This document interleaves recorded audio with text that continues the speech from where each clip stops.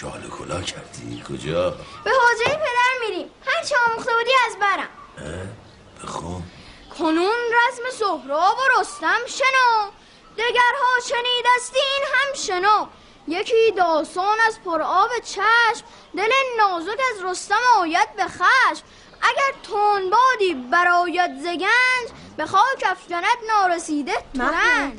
سر آقا جانو بردی بس که براش شعر خوندی. بیا بریم. اگه دوست نداشت خودش اینا رو به من نمیآموخت. حقا که حاضر جوابی تو خاندان ما موروثیه. قربون قد و بالای پسر گلم برم. بیا مادر، تو بازار که میری مراقب بار شیشه‌ای که داری باش. مردم خیلی بی احتیاطن. من خودم مراقب مادر هستم، شما نگران نباش. پسرم رستمه. نه خیر، من سهرابم. حالا بریم. خدافظ. خدا. دخترم از سایه برو. چشم آقا جان. مردم بازار چه نشستید که آخر از زمان شده است و به زودی نفس ما در سینه آسمان میگیرد.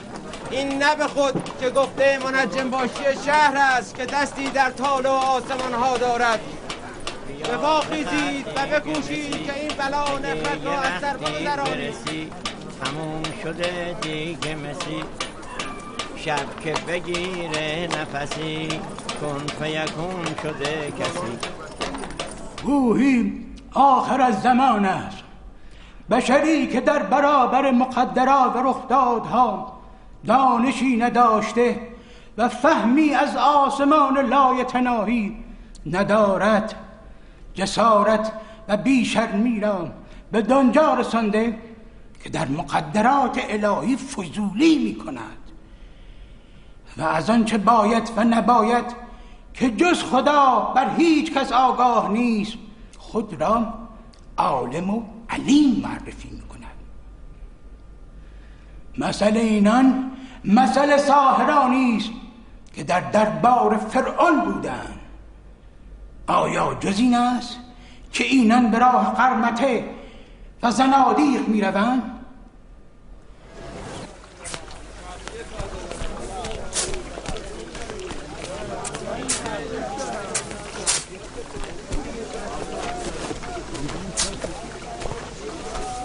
طبیب شک که من پسری مثل قیاس تو ندارم که در محضر خدا شهد کنه.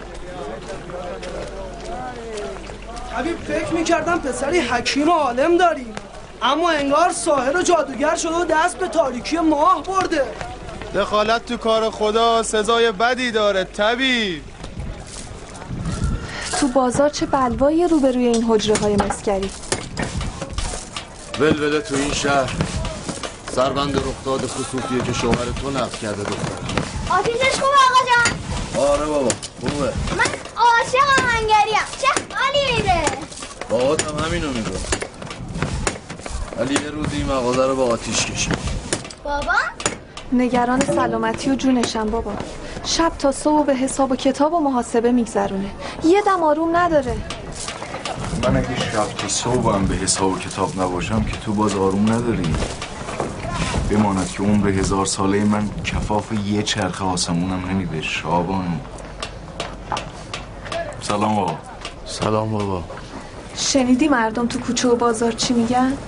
مردم هر چی میخوام بگم آسمون راه خودشو میره. شک نکن بیس، شک نکن. خصوص همون موقع که گفتم اتفاق میفته. میر جمشید میگن اسکندر سلطان از شیراز اومده نزدیک کاشون اردو زده. شایعه شده برای دیدن خسوفه.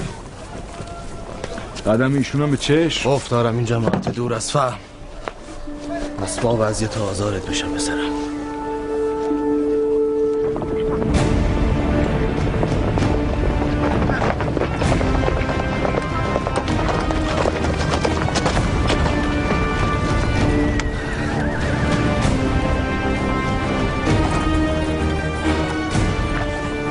حضرت سلطان به فرمانتان مهربان پسر حاکم کاشان به همراه جمشید کاشانی به خدمت رسیدند. کجان؟ داخل چادر.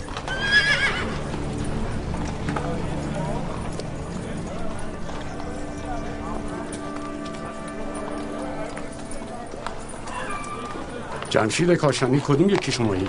ایشون غیاث الدین جمشید کاشانی، مهندس، محاسب و منجم شهره کاشان. این چه بلوایی است که در شهر و دیار به راه انداختی؟ ببینم تو از کجا میدونی که ماه چه زمانی سیاه میشه؟ سلطان حتما میدونن. مرد علمی حرف از حدس و گمان نمیزنه. هرچی گفتم محصل دانش و معرفت بوده. نمیفهمم این موضوع چرا انقدر عجیب به نظر میرسه. خواجه نصیرم زمان خودش یه همچین ادعایی کرد نه؟ او خواجه نصیر بود. تو کی هستی؟ بنده خدا جمشید، پسر طبیب شهر مسعود کاشانی ملقب به غیاث الدین هستم و یقین دارم به حول و قوه حق خسوف کامل در شب 14 ماه واقع میشه و این فقط یه نشونه است از قدرت خدایی که من از معرفتش دم میزنم. ضمانت این غروری که بر دانشت داری به هنگام خسوف در کنار سلطان باش. چه نکوتر فندی. حکم ما هم همینه. بد نیست ببینیم این جوان نسبتش با خواجه نصیر چیه.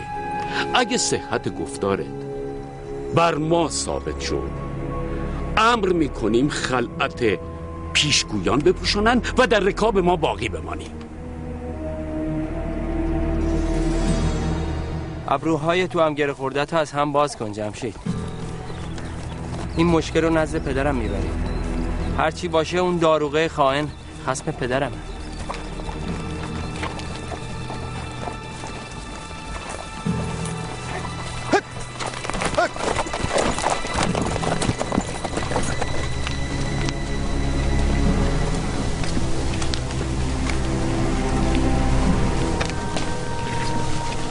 امیرزاده در تدارک احداث رصدخانه است، چون رصدخانه مرابه. منو پیک فرستادن که شما رو با عزت و احترام به درگاهشون ببرم. شعفم از لطف بی حد امیرزاده قابل وصف نیست، ولی پای رفتن و کنده شدن از کاشونو ندارم. شما که میدونین پدرم پیره، زنم باردار، شدنی نیست. جمشید، اسکندر سلطان اون چره که بخواد چه به اصرار و چه به قدرت زور به دست میاره. گویین که امروز داروغه خائن منم در کنار اونه و تو کینه داروغه رو نسبت به خودت از همه کس آگاه تری. من پایان این ماجرا رو با موندگاری تو در کاشان نیک نمیبینم.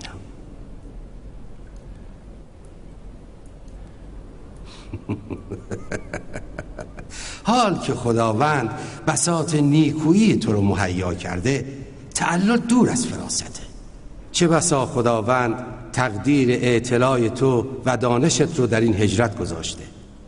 سمرقند به برکت امیرزاده اولوق بیگ مهد دانشه و آوازه چیره دستی و ذکاوت تو به پیشگاه ایشون رسیده. با وجود تو دلقرصم اگر مهربان هم همراه تو باشه، به جهت تلمذ سیاست و هنر به دربار سمرقند. حرف سلطان نباید دور بشه، درسته؟ حرف درست و نیکو. ولی پسر شاهرخ چی؟ کینه‌ای که به دل میگیره چی؟ مطمئنم یاوهی بیش نگفته. محاسبه تاریکی ماه و خسوف محاله. مگر جادوگر یا پیشگو باشه؟ جادوگر یا پیشگو زمان تعیین شده، پس باید در بارگاه شما حضور داشته باشه. اگر درست پیشگویی کرده باشه که با شما به شیراز میاد و پیشگوی بارگاه سلطانی میشه. اگر عبث گفته باشه باید مجازات بشه.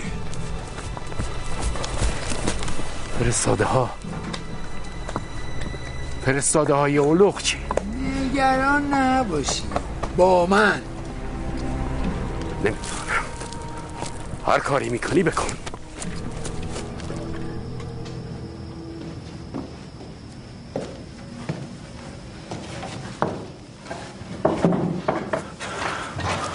بشین بشین.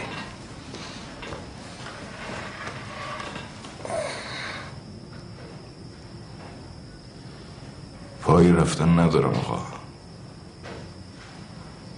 دلم شور میزنه از این هجرت. شاید امروز هجرت تکلیفت باشه. این سرداب گواهی میده که پسرم هر جا باشه دلش به مهرم گره خورده. اگرچه چشام از عشق خیسه، ولی دلخوشم به بالا بلندی تو، به اطلاع تو. مثل سرو بلند شو تا همه قامت پسرم رو ببینم. دلم گواهی میده هرچی پیش روم سختی ها. همین سرداب گواهی میده که جمشید من هیچ چیز رو به دست نیاورده مگر با سختی.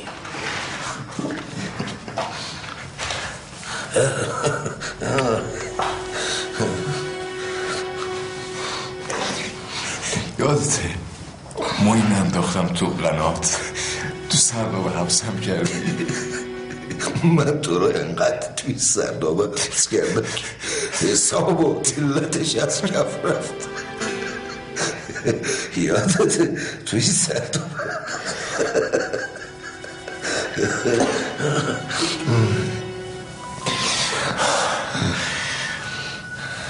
چه خوکی سرداب رو به آسمون بود. تنبیه شما چشممون رو به آسمون باز کرد. هرچی دارم سر شماست. به خدا هرچی دارم سر شماست. همه افتخار مسعود تویی. بلند شو خدا بلند ببین. بلند شو عزیزم.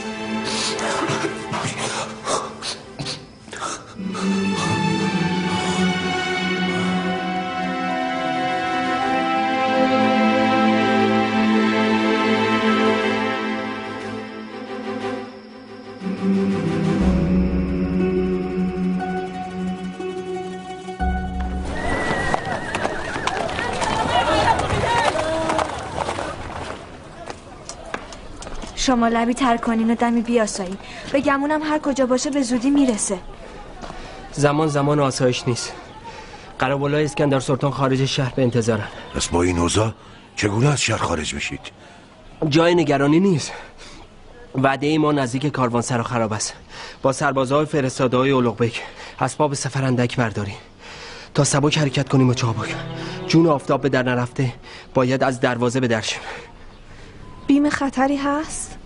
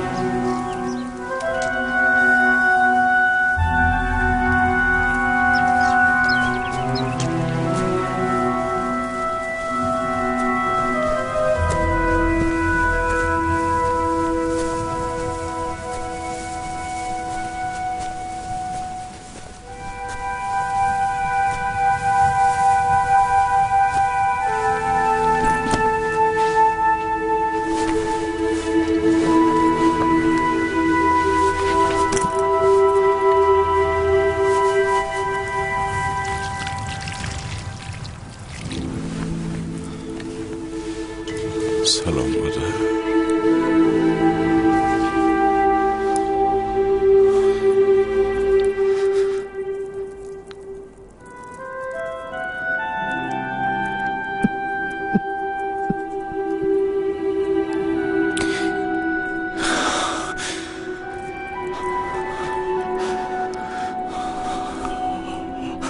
حالم خوب نیست مادر.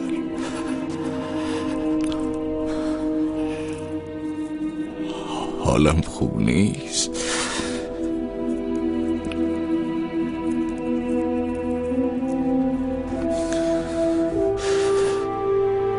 دعام کن مادر.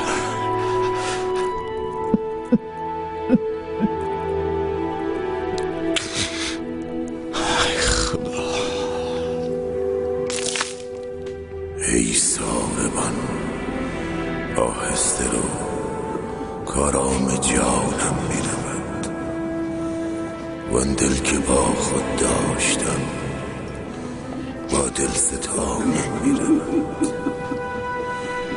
من ماندم مهجور از او، بیچاره و رنجور از او، گویی که نیشی دور از او در استخوانم میرود. او میرود دامن کشان، من زهر تنهایی چشان. دیگر مپرس از من نشان، که از دل نشانم میرود. در رفتن جان از بدن گویند هر نوعی سخن، من خود به چشم خویشتن دیدم که جانم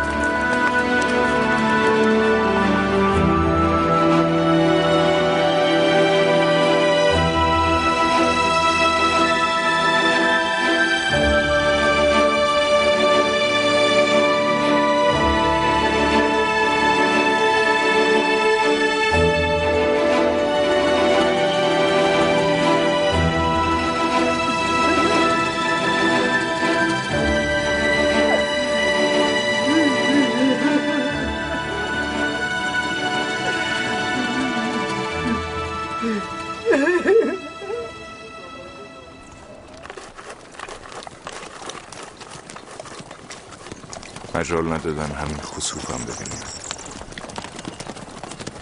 کاش میشد سیر تماشاش کرد. بازم خسوف جمشید. این بلا سرگردونی سربند همین خسوفه. مهربان جدا نرید، با هم برید، من زود برمیگردم. کجا؟ یه واجب به گردنم. تو این وانفسا که تیغ اون دشقیم در کمینته؟ جمشید نگرانتم. بعد به دلت راه نده. قرارمون اردوگاه اولوغبیک.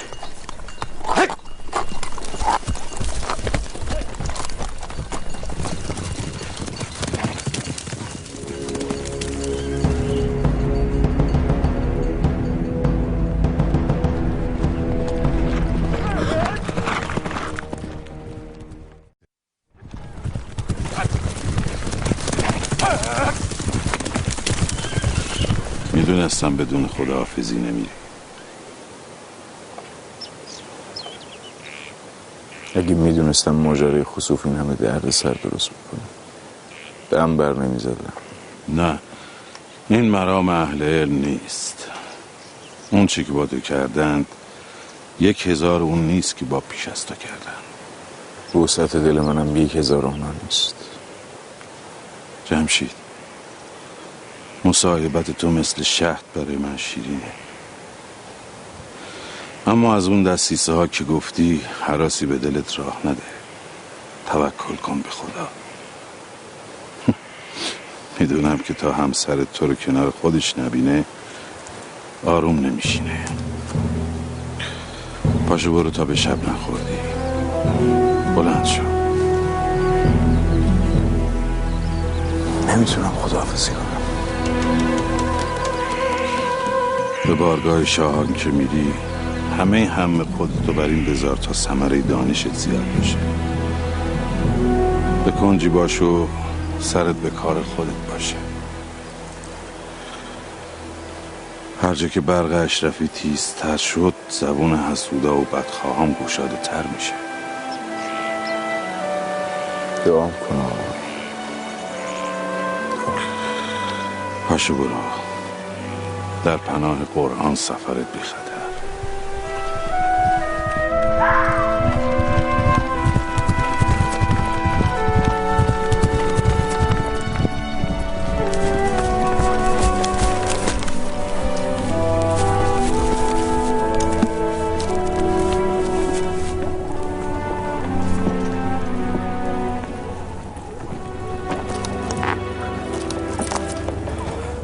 تاخت اومدم، نگران نشین. سلام. تنهایی؟ اهل و عیالت؟ نرسیدم، بیشتر از من راه افتادم. خیلی بیشتر. کجا؟ مهربان معین، مهربان معین، مهربان معین،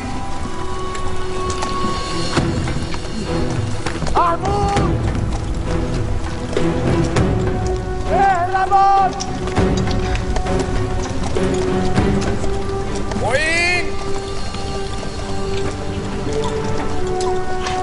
محمود، مهربان محمود. بیهوده هنجرتون نده. این شمایل خنجر و هنجره تو رو قاتلی تازه نمیکنه؟ ها؟ اگه میخوای سر این بچه میتونشتم خراشی کن بچه میفته تیکه تیکت میکنم. دست کسیف تو بردار. چه شعوری. مرحبا. والله قسم در حیرتم از این همه کینه. تو کی هستی که اینقدر گستاخی؟ به این قراولای همراهت بگو اگه پشه ای تو هوا تکون بخوره خونه این طفل توش دشته میشینه. بقیه همراهم کجان؟ پرسیدم کجان؟ نگران نباش همینجا.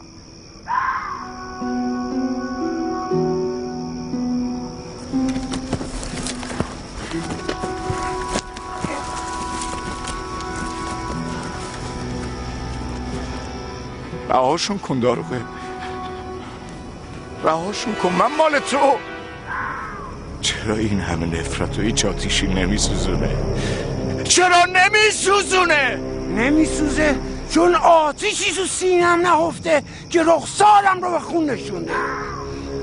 پسرک طبیب، ستاره باشی، هرچی خواستی داشتی، هر لحظه که دلت خواست، هر نغمه که خواستی ساز کردی و نباختی. ولی من چی؟ چون سگا و شغالا به تموز و سرما تو بیابونا دویدم. همیشه خاک بر سر و پس بودم. من را به جز حاکمی کاشان انصاف نبود. عیالم بارداره، جنینش لطمه میخوره. نکن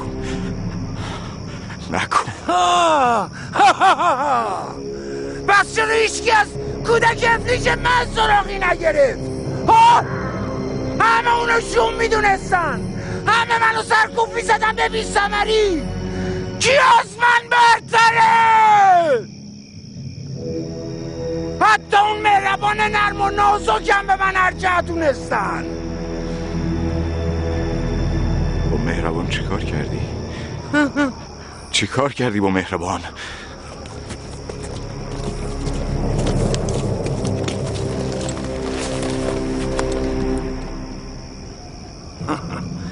حسابی رو که تو به هم زدی با هم صاف کردیم.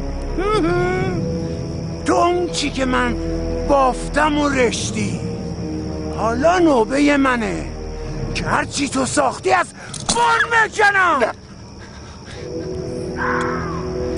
تو منو میخوای، من مال تو. اون تو نه، زانو بزن، زانو بزن.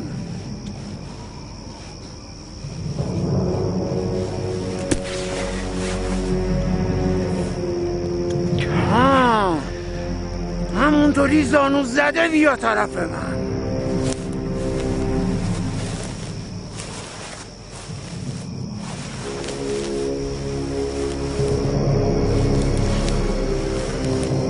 بیا خوبه، بیا بیا.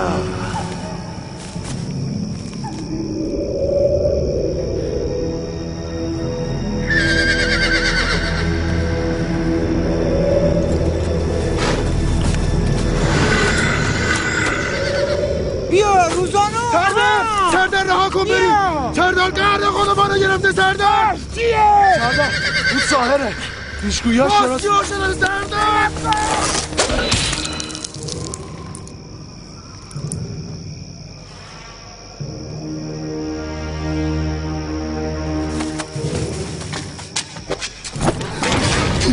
نفسشونو ببرید. هیچ کدومتون نبرید.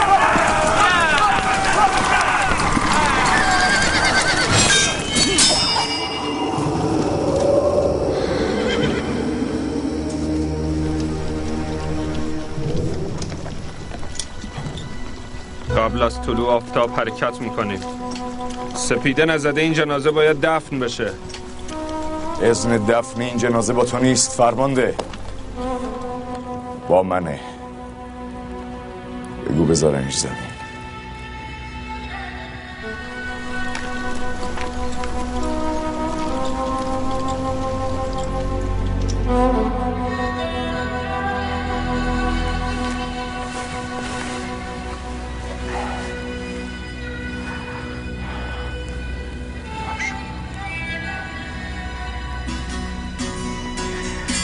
پاشو پاشو بکرم.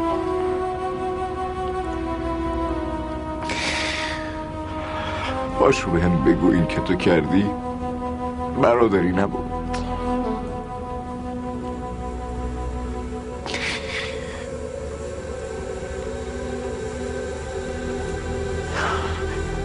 پاشو بگم بگم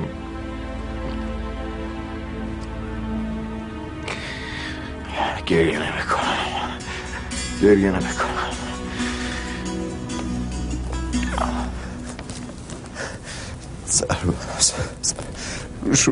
روشو ببار.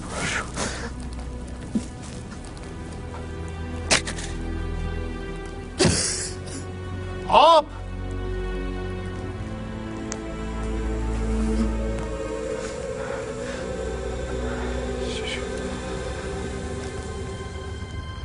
ویس سالمه،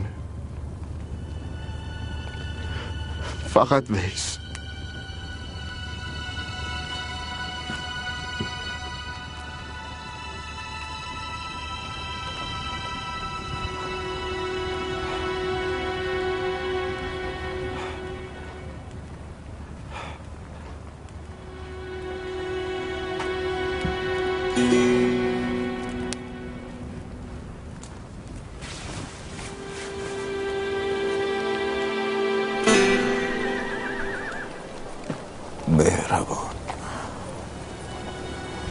مهربان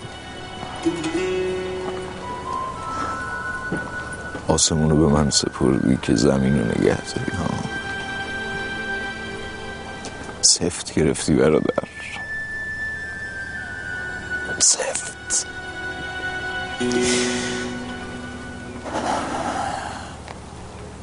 دارم تو آسمون رسدت میکنم.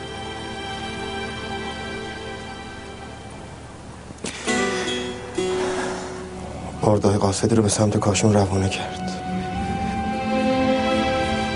کمر خاتون میشکن از این مصیبت.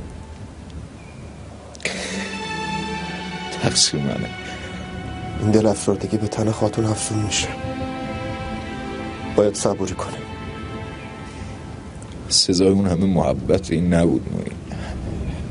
تیغ کینه جز با خون کند نمیشه جمشید. بریم. اردای وحشت داره سیاه شب اسیرمون کنه. اردای کیت حالا میوه دلشو خاک کرده که بفهمه. تو میدونی همه اینا حکم اونه. شاید حکمت این بوده که مهربان و این نوزاد ددخویی اسرت ملک سمرقندو نبینه. حرفت حقه، اما پدر به فهم وجودش رنج میبره، نه به فهم حکمت حکیم. بریم جمشید. محمود مراقب اولادم باش مهربان، مراقب باش.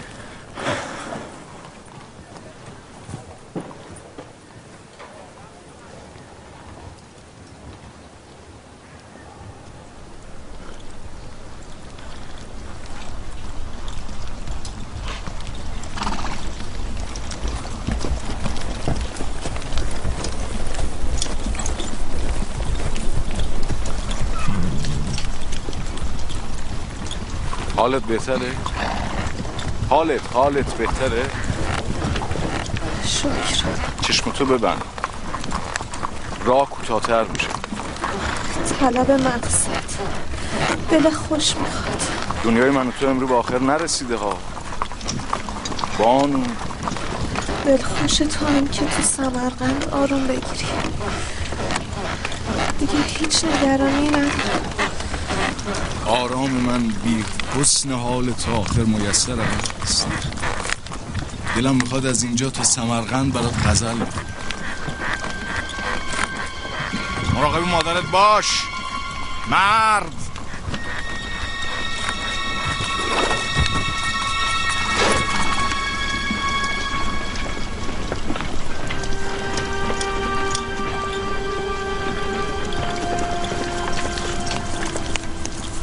احوال همسرتون بهتر بود به تخت میرفتید. خوب نیست، هیچ خوب نیست.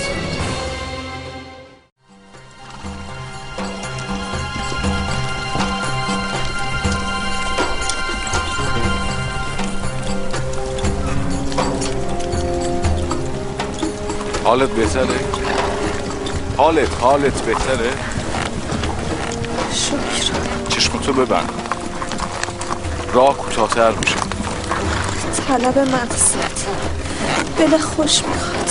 دنیای من و تو امرو به آخر نرسیده ها بانو. دل خوش تو هم که تو سمرقند آروم بگیری. دیگه هیچ نگرانی ندارم. آرام من بی حسن حال تا آخر میسر است. دلم میخواد از اینجا تا سمرقند برات غزل بگم. مراقب مادرت باش مرد.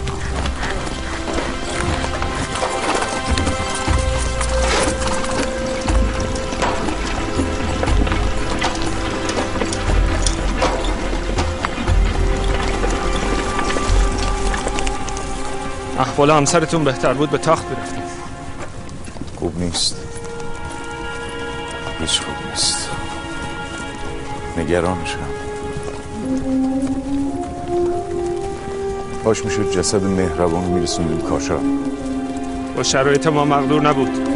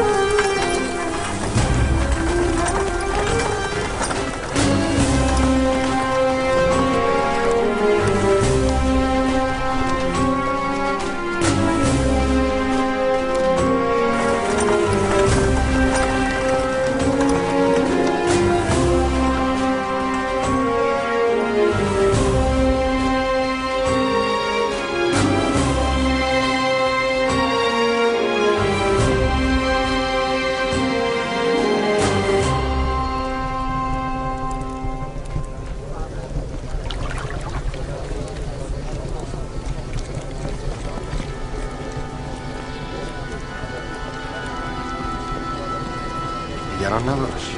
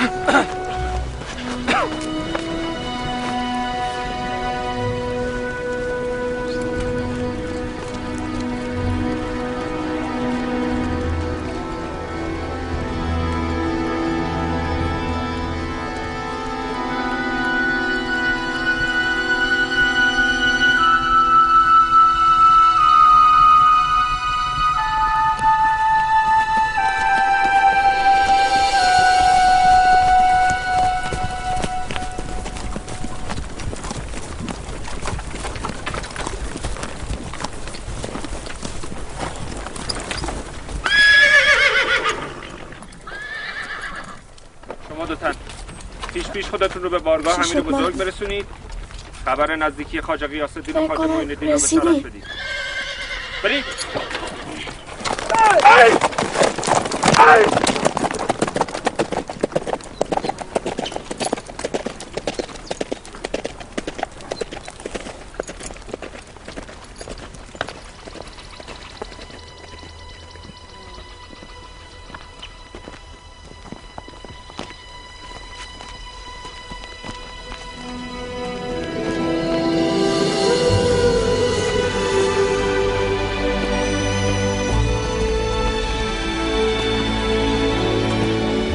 سمرقند، عروس شهرها و جان بهرویان.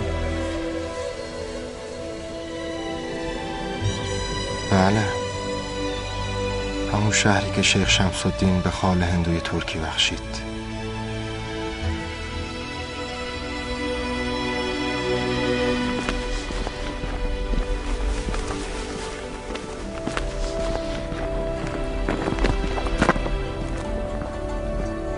فهمی؟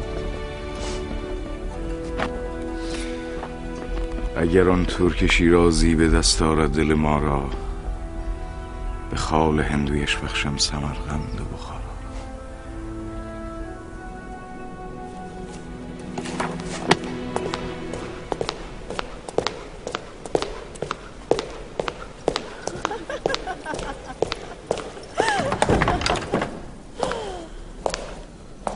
همسر من هنوز آماده نشده. اگه با من همراه نمیشی؟ کجا؟ به پیشواز غیاث الدین جمشید کاشانی صاحب این رساله. پیشواز؟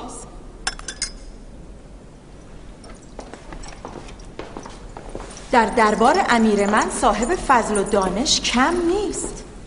چی شده که اینطور از خود بی خود شدی؟ صاحب این رساله ستاره ایست درخشان که نور ما بقیه ستاره ها رو برام کمسو کرده. این وجد تو رو تحسین میکنم، ولی فراموش نکن که تو امیری و اون رعیت تو. امیری دانشمند که خود سرآمد همه صاحبان فضل و دانشه. میرزا اولوق بیک، بر خود مسلط باش، بگذار به پابوس بیاد. ولی شایسته نیست نوه تیمور بزرگ به پیشواز یک مرد کاشی بر دروازه شهر خود حاضر باشه. صبوری سختی رو از من طلب میکنی اولجای بانو. اگه این خبر به گوش شاهرخ شاه پدرت برسه قطعاً برآشفته میشه.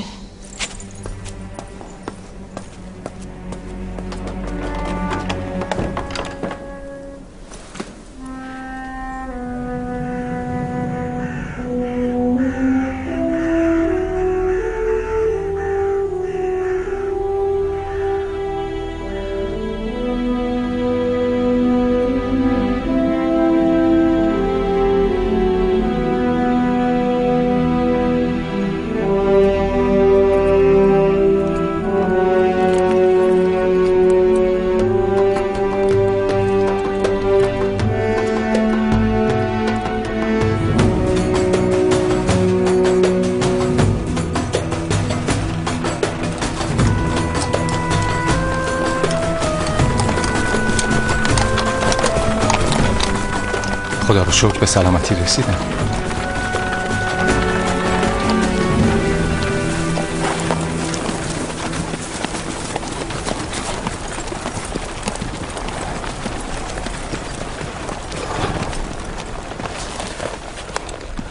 سلام علیکم.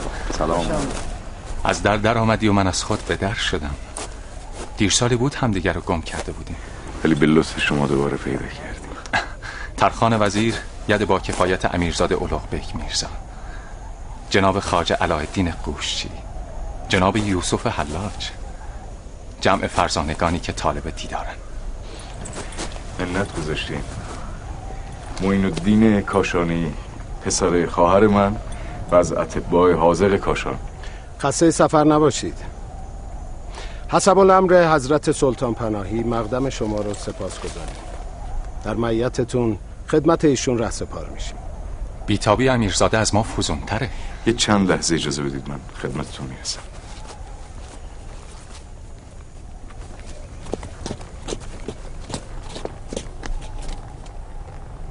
بالاخره رسیدی. منتظرت بودم غیاث الدین جمشید کاشانی. سلام شیخ. سلام جوون.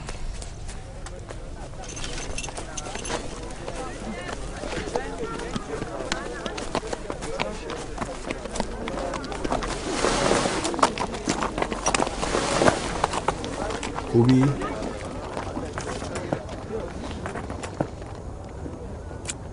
نیستی؟ صلاح نمیبینم الان با ما بیای. میسپرم به این حضرات یه جایی تو کاخ برات آماده کنن. مراسم معارفه گذاشتن با امیرزاده. میرم زود برمیگردم. چشم به هم بزنی عین یه غلام حلقه به گوش کد بسته در خدمت. دست به سینه پیشانی گشاده، پا در رکاب. خدا رحمت کنه مادر. هر موقع اینو بهش میگفتم چشاش میخند. جمشید، دست و پا گیرت شدم، منو ببخش. قصه نو نکن. دل سنگم از این همه بلا میترکید به خدا. گلت از گله ولی از صخرم سخته. تو منو ببخش. آواره شدی. بی تو آوارگی بود. سامان من فقط توی جمشید. صدا خندشم تو گوشم. چه ساده دل و مهربون بود. آره، مهربان، درست مثل اسمش. تو هستی چه آرومه. و چه گریه میکنی؟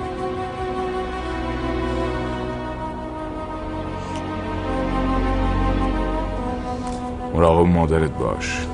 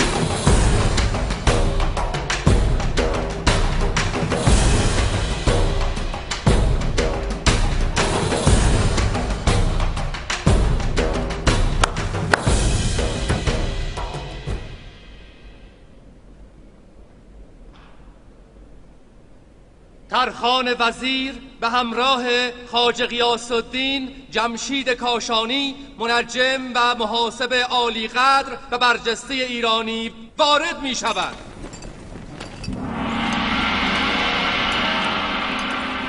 غیاث الدین جمشید کاشانی. سلام علیکم.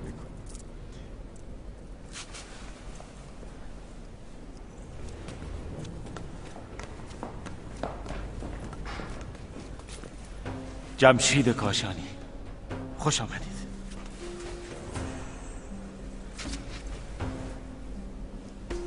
دیدار شما ما را مشحون از خوشی کرد. خوشحالیم از اجابت دستور ما. خواست شما رو دعوتی دونستم که اجابت کردم، وگرنه دستور و فرمانبری کار مردای نظامه، کار من نیست.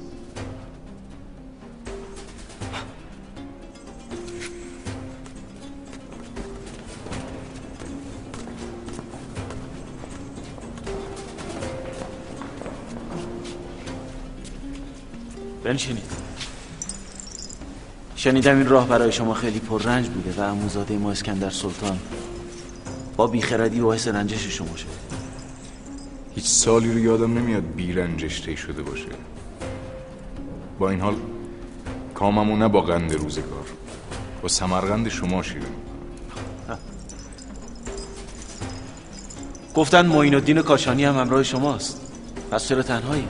جناب معین الدین طبیب جوان و نامآور کاشان به سبب ناخوشی احوال عیال خواجه غیاث الدین به سرای ایشون رفتن. جناب خواجه کاش پیش از اون که سودای دلبری از امیران رو داشتن، دلشون در گروی احوال اهل و عیالشون بود. به نظر میاد زن رنجور و نحیفی دارید. اگر جبر و مرا و زبری زمانه نبود، زن غیاث پس صورت معصوم و دل شیرش تنشم پرقوه بود. کاش تبحر علمت نیست، چون زبون تیزت پرتوان باشه. کاش.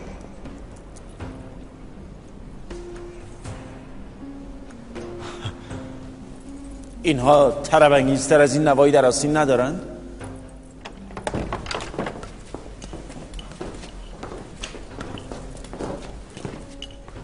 عزیز جمشید، بهتری؟ نرم نرم.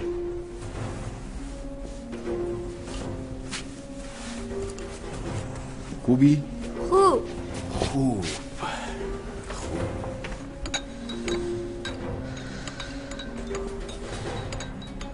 این صدای شادی و شور به خاطر توه نه؟ کاش منم میتونستم تو این بزم زیبا شرکت کنم. نه همه صدقه سر دل صاف توه. برای زن افتخاره که شوهرش عزیز همه باشه. عزیز. الان استراحت برای تو از همه چیز واجب تره. واجب تره. هرچی تو بگی، هرچی تو بخوای.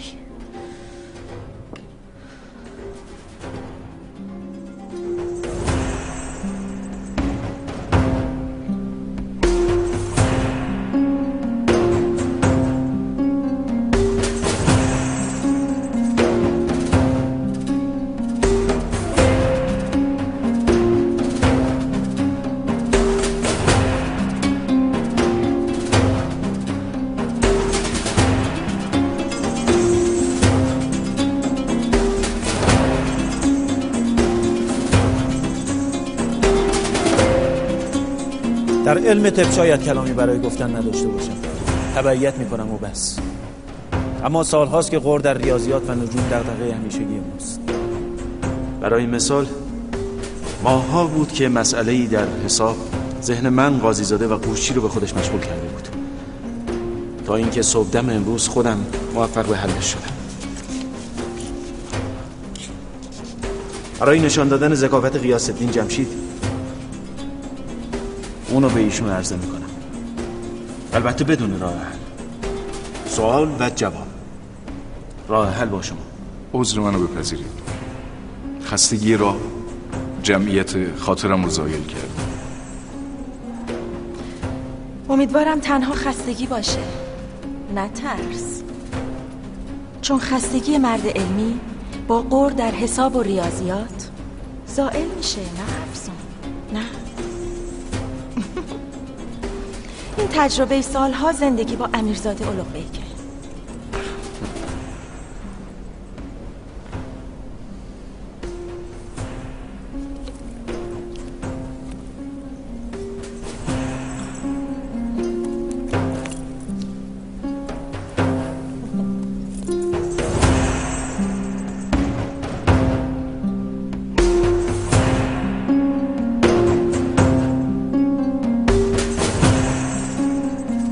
جناب وزیر، پیکی بیرون منتظر شماست.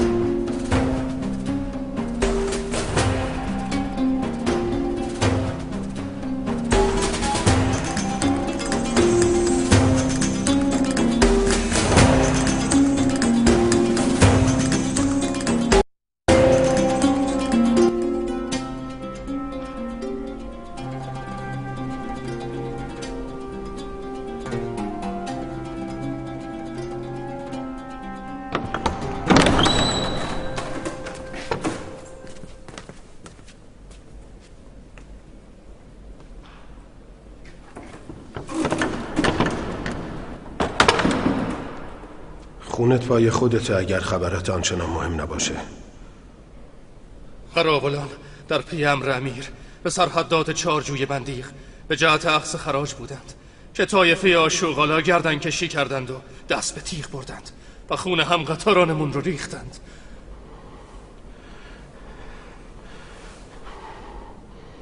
این چه شعبده‌ایه که هر سال گریبانمونو میگیره؟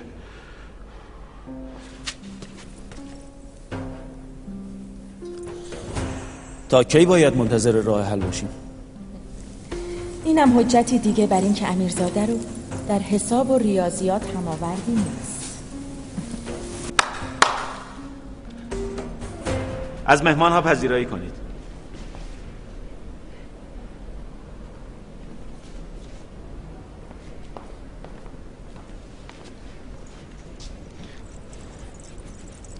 چه شد پس این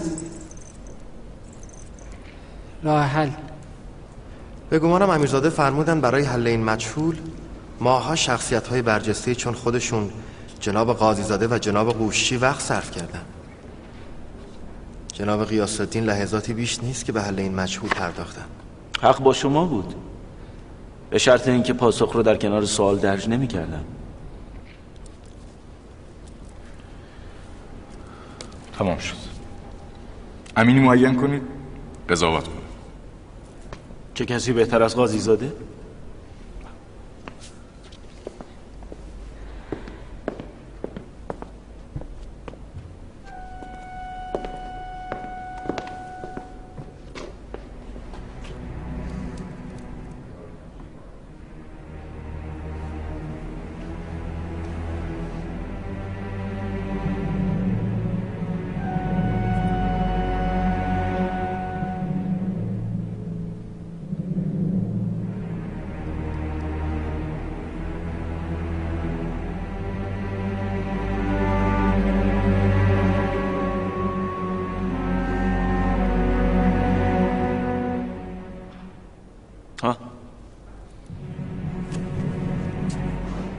چی شد؟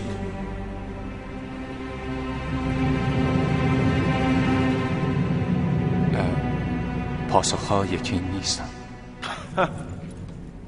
دیدی جمشید؟ تو هم مثل قاضیزاده و قوشچی درمانده شدی. البته ایرادی نیست، حق داری، مسئله سختیه، اما این چیزی از ارزش‌های شما کم نمی‌کنه. با عرض پوزش پاسخ امیرزاده صحیح نیست. اگر راه حل و پاسخ منو ملاحظه بکنید احتمالاً خودتون قضاوت بهتری میکنید. امیرزاده به نهجی رفتند که التفاتی به باب اشتراک و توافق اعداد صحیح نداشتن، درسته؟ برای پیدا کردن بزرگترین شمارنده مشترک دو عدد اسباب صحیح تری بهتر از راهی که شما رفتید در دسترس هست. قطعا شما از طریق تقسیمات متوالی اقلیدوسی عمل کردید دیگه. در آخرین رساله‌ای که دست گرفتم شرح کم غلطتری از اون چه که شما انجام دادید در دسترس هست. به وقت خدمتتون عرض میکنم. ببینم مقصود شما اینه که امیرزاده خطا کرده؟ خطا متاع مرد علمیه. اون چه شما میگید هم مغروم به ثواب نیست، مگر اون که یاوه نگید.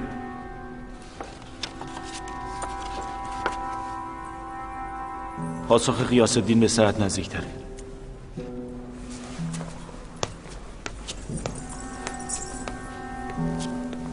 چی شد که امیرزاده مکدر رفتن؟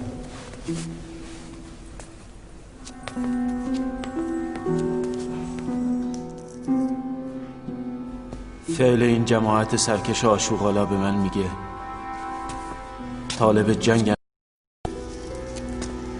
فرزندان تیمور تیزی شمشیرهاشون آسمان رو میشکافه. آشوغالا. من هم بیمیل به این اقتدار نیستم، اما خزانه بیجون و لشکر کم شمار همیت این مهم رو نداره. برای امیری چون شما این مهم دست نیافتنی نیست. چگونه؟ با صرف سهمی از هزینه‌های رصدخانه و مدرسه میشه گوشه کار لشکر رو گرفت. در نظر من رصدخانه و مدرسه مایه اقتداره، نه لشکر و سپاه. ساختن یک مرد علمی بسی والاتر از 100 مرد جنگی. این نیکبینی شماست که هر از راه رسیده ای رو گستاخ میکنه تا در برابر امیرش سرکشی کنه. همسر شیرین من هنوز در ماجرای ضیافت.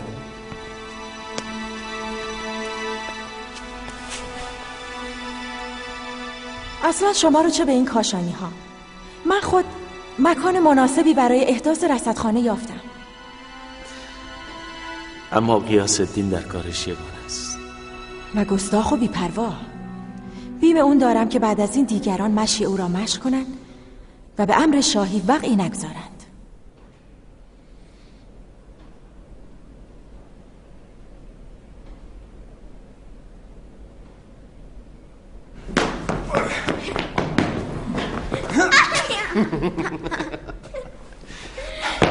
محمود، هیچ میدونی کاخ به این بزرگی فقط برای اینه که معین الدین دای تو سرور طبیبای سمرقند بشه؟ باور نمیکنه. باور نمیکنی؟ باور نمیکنم.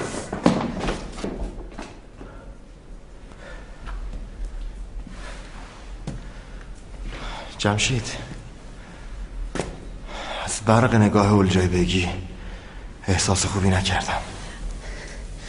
چی معین؟ نگران نشو، هیچ چیز. راست میگه، نگران نباش. اولوغ مرد دانشمندیه، به علم من و شوی تو احتیاج داره، علل خصوص علم من. اگر سرور طیبان سمرقند عفو میکنن بیام تو. بیا تو. تو کاخ زندگی کردن هم حالا هوایی داره ها. آره، درست مثل قفس. دلم تا به این زندانو نداره.